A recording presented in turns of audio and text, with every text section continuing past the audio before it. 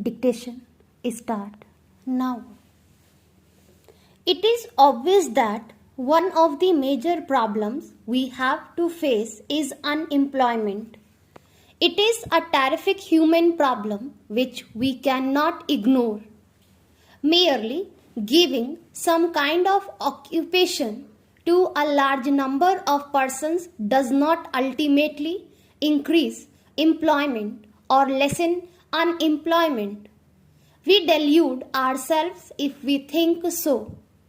An honorable member of this house remarked, "Outside the house, I believe that a good method of giving employment to a large number of people would be by abolishing the railways. In that even there will probably be some kind of hand carts. If many people will be pushing them, some no doubt will be sitting in them. That would be a completely wrong approach to this problem. Employment comes through newer and more effective means of wealth production.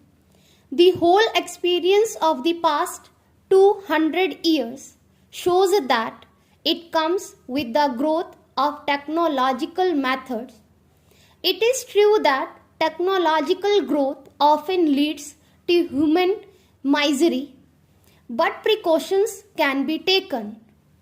Do not imagine that minus technological progress we are going to deal with the problem of unemployment. We cannot, every country which boasts of full employment today is a country which is technologically advanced. Every country which is not technologically advanced has unemployment or underemployment. Therefore, if India is too advanced, India must advance in science and technology, and India must use the latest techniques, always keeping in view, no doubt, that in doing so, the intervening period which always occurs must not cause unhappiness or misery. We have to provide for that even at the cost of progress, because that is no progress which brings sufferings and misery in its train.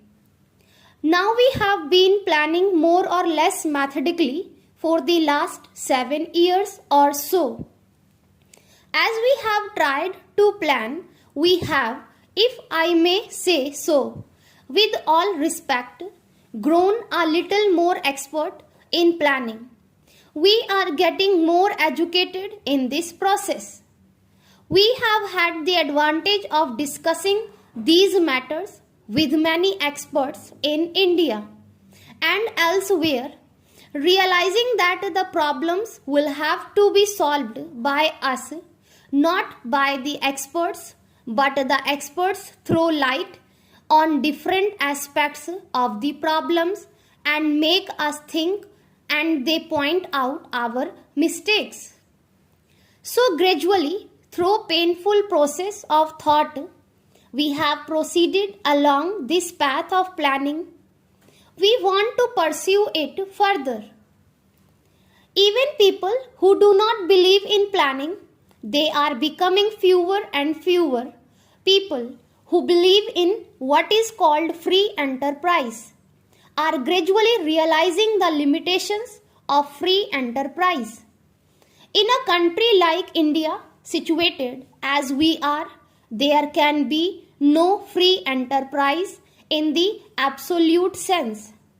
In our circumstances, I am quite certain that with an unplanned free enterprise approach, we cannot make any progress at all.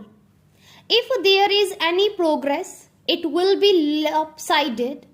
We can put up factories here and there, but it will result only in riches here and greater poverty there. That is not what India aims at. Further, the total wealth production of the country will not be as great as through plan effort. That is a patent fact requiring no proof. The essence of planning is to find the best way to utilize all resources of manpower, of money, and so on. And the essence of free enterprise is to leave these things more or less to chance.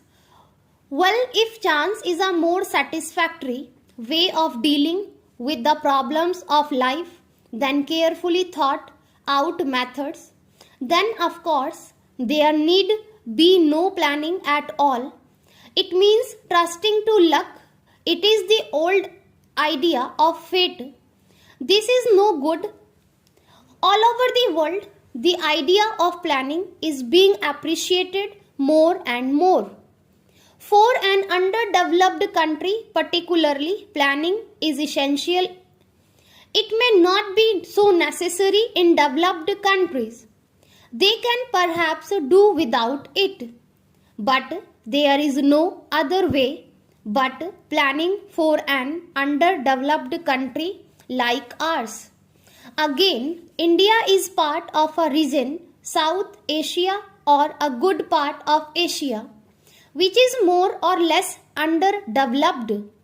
As a matter of fact, even the progress and development of India necessitates the development of the countries around India.